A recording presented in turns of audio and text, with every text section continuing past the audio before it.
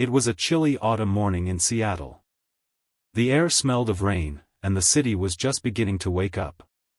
Ethan Carter, a young architect in his late 20s, sat by the window of his small apartment, staring at the empty coffee mug on the table. The cup was old and chipped, but it wasn't just any mug. It was her favorite one. Her name was Lily Bennett. She had entered Ethan's life like a spark, unexpected, bright, and impossible to forget. They met 5 years ago, both new to the city, chasing dreams that didn't always make sense.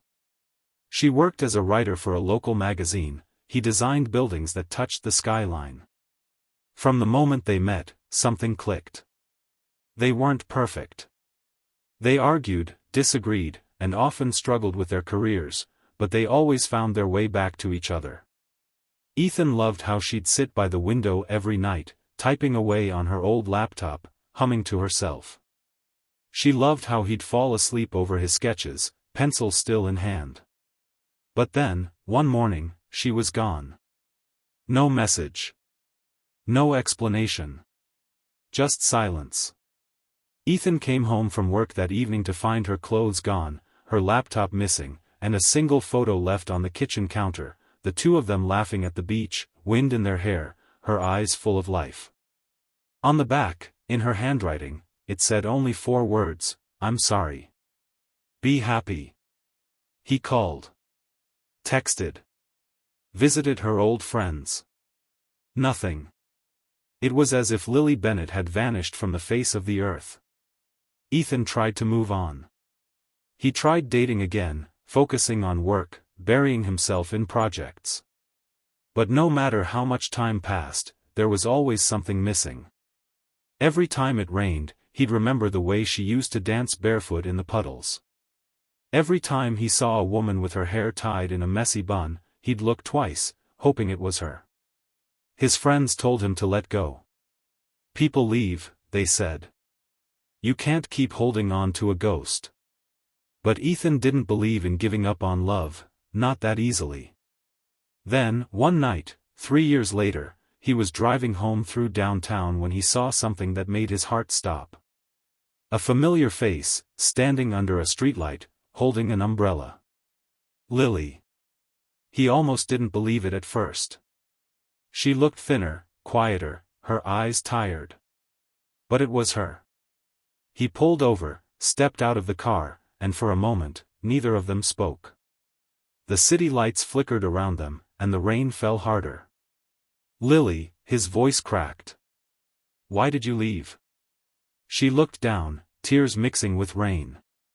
I was sick, Ethan. The doctors said it was serious. I didn't want you to waste your life taking care of me. I thought, if I disappeared, you'd move on.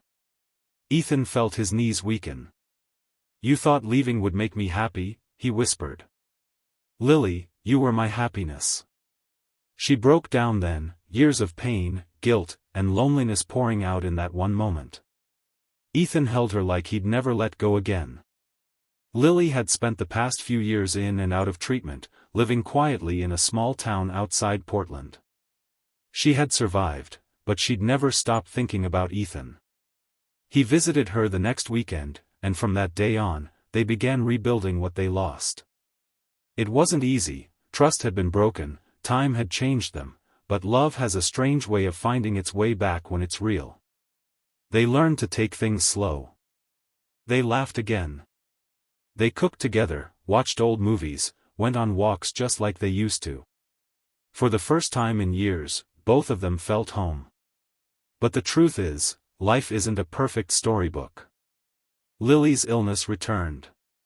Stronger this time. And even though she fought with everything she had, the day came when Ethan sat beside her hospital bed, holding her fragile hand, knowing he was losing her again. She smiled weakly. I'm not afraid anymore, she whispered. Because this time, I didn't leave without saying goodbye. Ethan kissed her forehead.